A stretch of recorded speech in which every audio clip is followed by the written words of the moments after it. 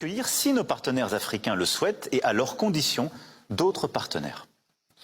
Conformément aux échanges que j'ai eus ces dernières semaines avec mes homologues, cette transformation débutera dans les prochains mois sur le principe même de la co-construction, avec une diminution visible de nos effectifs et de manière concomitante, une montée en puissance de la présence dans ces bases de nos partenaires africains. Elle suppose que nos partenaires africains formulent très clairement leurs besoins militaires et sécuritaires. Qu'ensuite nous accroissions notre offre de formation, d'accompagnement, d'équipement au meilleur niveau. Et ce partenariat nous permettra ainsi de bâtir un nouveau modèle d'intimité et d'imbrication entre nos armées qui se traduira par un effort accru de la France en matière, comme je le disais, de formation et d'équipement. Alors voilà mon analyse de la situation. Après, vous me direz ce que vous en pensez, ça vaut peut-être rien. Mais en fait, la raison donnée à l'opinion publique africaine de la présence militaire française en Afrique, c'est pour assurer la sécurité et la paix. La France voit arriver la Russie. D'accord ? Et la France ne peut pas se permettre de tuer un soldat russe. Ces gens-là ont les pétoches de la Russie à un niveau que vous ne soupçonnez pas. Il n'y a qu'à regarder la guerre en Ukraine. On envoie des armes, mais on n'envoie pas de soldats en Ukraine, pas officiellement. Vous comprenez, ils ont peur. La Russie en Ukraine est en train de tenir tout l'Occident à genoux. Personne n'a envoyé son armée régulière là-bas. Et il se trouve que Macron, qui faisait sa loi dans sa basse-cour autrefois, voit arriver maintenant la Russie à travers ce que Macron appelle Wagner. Alors il se trouve que sur le territoire africain, il y a les terroristes qui sont financés par l'Occident, il y a Wagner, si on s'inscrit dans l'esprit de la France, Wagner c'est la Russie, d'accord ? Il y a donc la France elle-même, et il y a les Africains. Alors quand la France décide de se retirer, d'accord ? Elle se retire pour quoi faire ? Pour former les Africains et mettre au sein des bases militaires françaises beaucoup plus d'Africains qu'il y aura de Français. Mais qu'est-ce qu'elle est en train de faire, la France ? Elle est en train d'utiliser les méthodes qu'elle utilisait pour la conquête coloniale de l'Afrique. Pour conquérir la Côte d'Ivoire, la France a utilisé dans ses troupes 90% de l'armée d'hommes qu'elle a recrutés de force au Mali pour aller combattre les Ivoiriens. Pour conquérir le Mali, la France a recruté des hommes parmi la population qu'elle dominait au Sénégal, qui sont allés tuer des Maliens. Et ensuite, le Mali vaincu, la France a maintenant repris des Maliens et des Sénégalais pour aller attaquer la Côte d'Ivoire. Mais à chaque fois, c'est des Noirs qui meurent pour pouvoir construire l'empire colonial français. Et bien là, c'est exactement ce qu'elle va faire. Donc, en 1880, pour conquérir l'Afrique occidentale française, la France a occupé. Tu te souviens, judoka, nous avions un sergent blanc. Oui, et 50 soldats. Un sous-sergent blanc, et vous aviez 80 soldats noirs. Ah oui, tout à fait. Qui étaient commandés par 2 blancs, et les soldats noirs étaient jetés militairement contre des noirs au bénéfice de la France. On a fait des lives où on a lu ça, on était choqués. Et bien là, Macron, je termine ma démonstration s'il te plaît. Ah oui. Macron, qu'est-ce qu'il va faire? Le but de cette nouvelle stratégie, c'est de former les Africains, d'équiper, comme il vient de le dire, avec du matériel sérieux cette fois-ci, d'accord? Les Africains, et ensuite envoyer les Africains contre Wagner. Exact, au casse-pipe.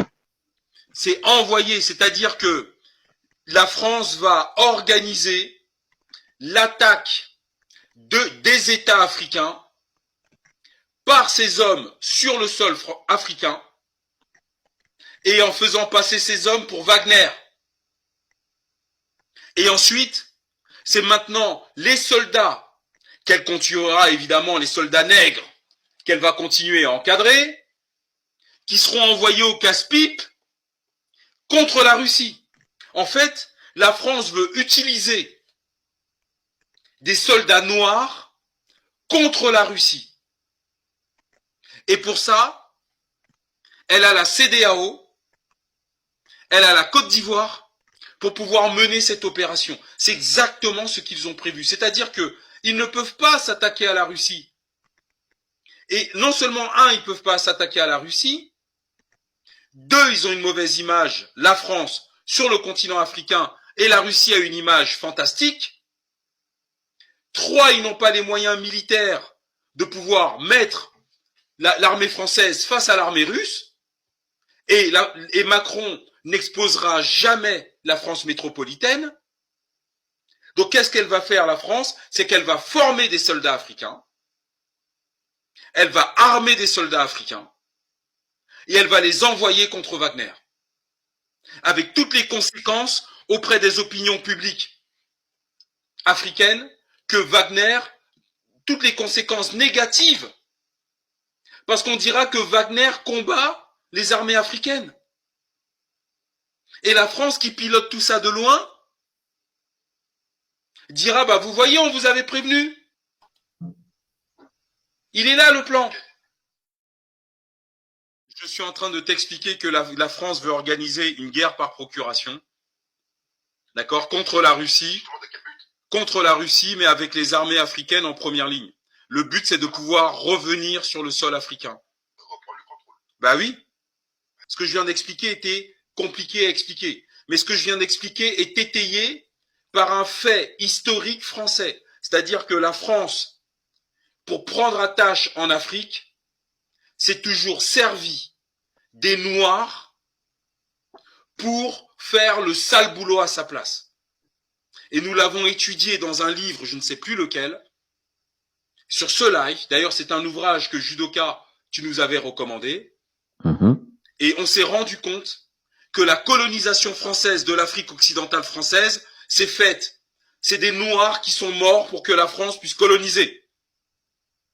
Et aujourd'hui, quand vous avez un type comme ça, qui vous explique qu'il va quitter les bases militaires, qu'elles ne seront plus, qu'il va vider les bases militaires françaises, qu'il va, comment ils appellent ça, qu'il va créer des écoles et des académies qui seront co-gérées, qu'il y aura une montée en puissance des armées africaines dans les anciennes bases militaires françaises, d'accord? Eh bien, ça veut dire quoi? Ça veut dire, et qu'ensuite il rajoute qu'il va armer